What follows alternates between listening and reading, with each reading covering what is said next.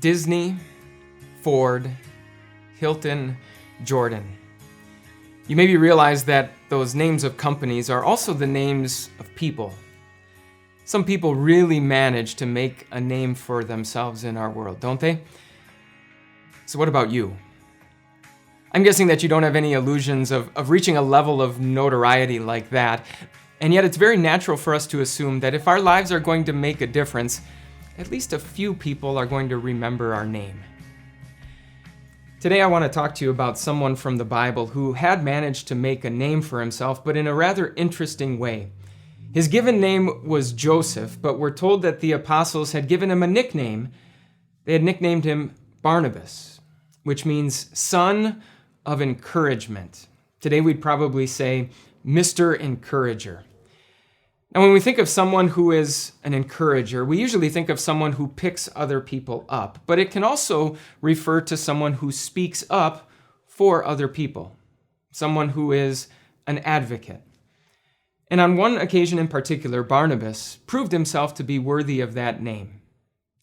You see, Barnabas and the Apostle Paul had already taken one missionary tour together, along with a man by the name of Jon Mark.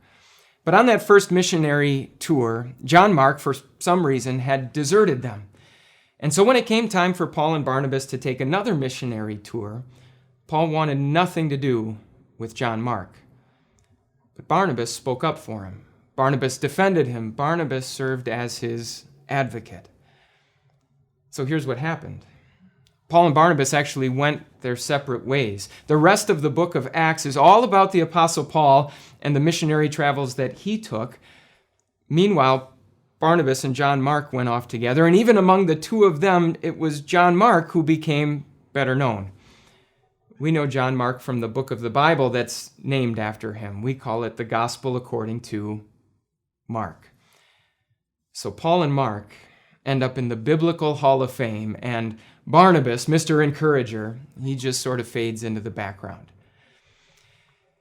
In a world where everyone is busy trying to make a name for themselves, working hard at making a name for someone else seems to be so counterproductive.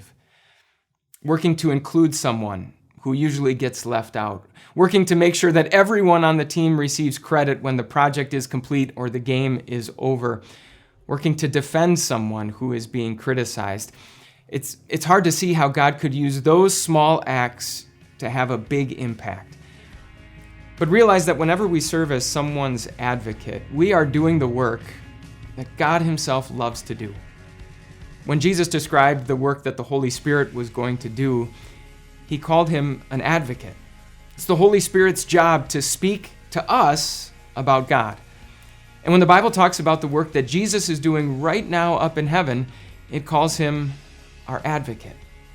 It's Jesus' job to speak to God about us.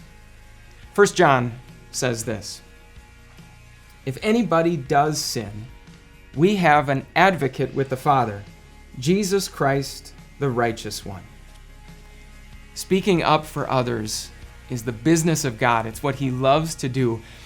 And so if you're looking to make a name for yourself, work hard at making a name for someone else.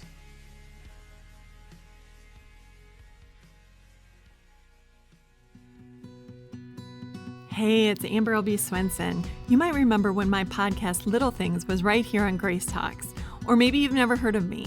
Either way, I want to invite you to listen to Little Things, which is now its own podcast. We take a look at little things and little ways that we can change our thinking to know and love God more. So please check out Little Things wherever you listen to your podcasts.